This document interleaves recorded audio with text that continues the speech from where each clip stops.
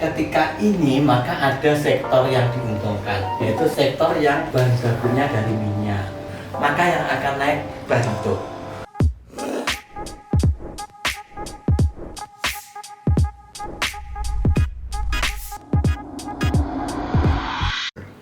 Assalamualaikum, good morning, selamat pagi, topik kuning menarik hati. Semoga harimu menyenangkan dan akal pikiranmu jernih selalu. Hari ini Mbak Kisah akan bahas saham BRPT. Nah, kenapa saham BRPT? Suka-sukanya Mbak ya. Momentum ini jarang ya. Ketika pasar itu sideways atau cenderung turun, maka contohnya tadi seperti tadi, apa dojonya itu min ke 0,52%.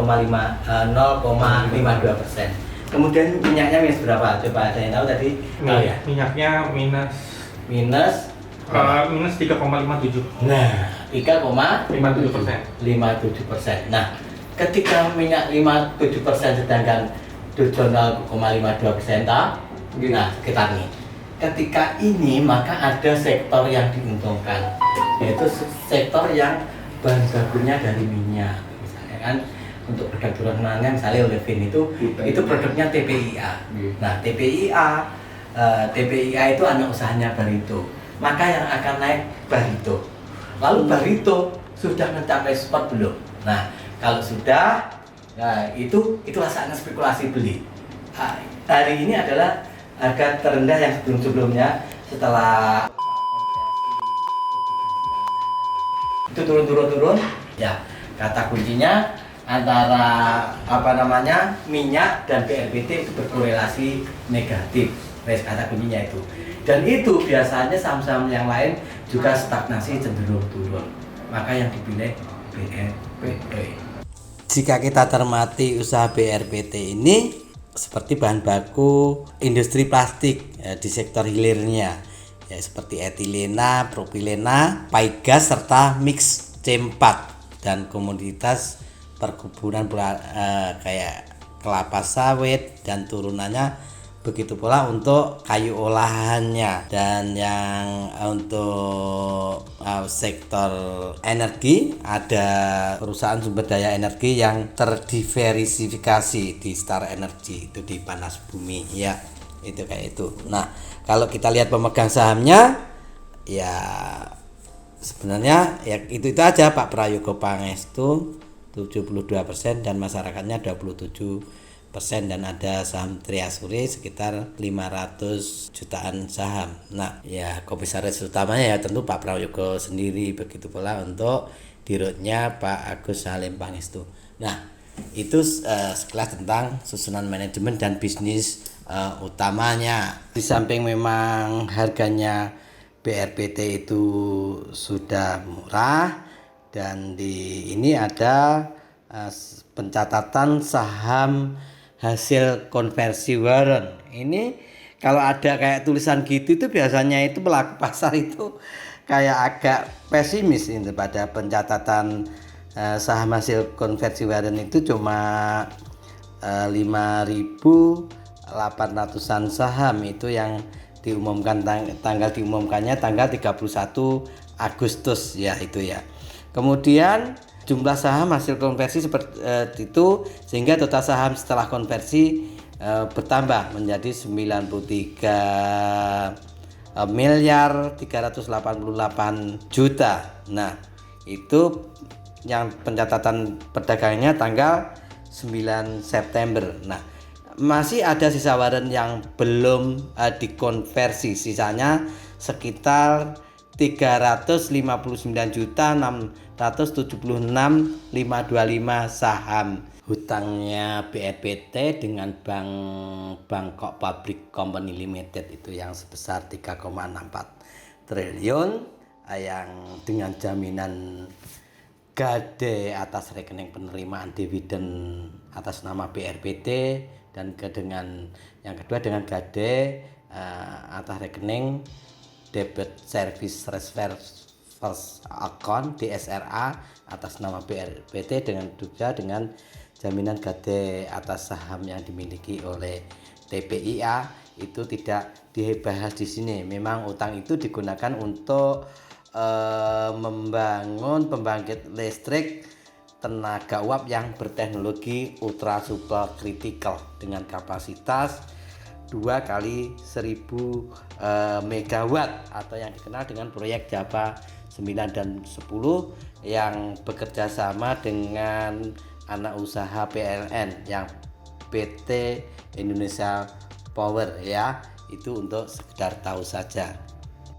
Nah, sebenarnya apa sih yang mendasari Mbah untuk membeli tadi pagi BRPT di harga 790 dan 795.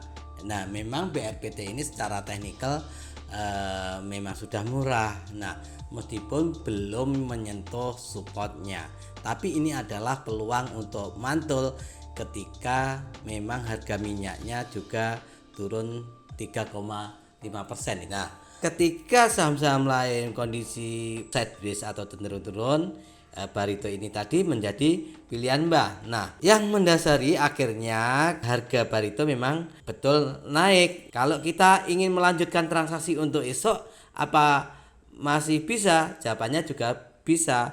Kalau kita lihat volumenya hari ini sekitar 1.154.310 lot. Nah, itu volumenya.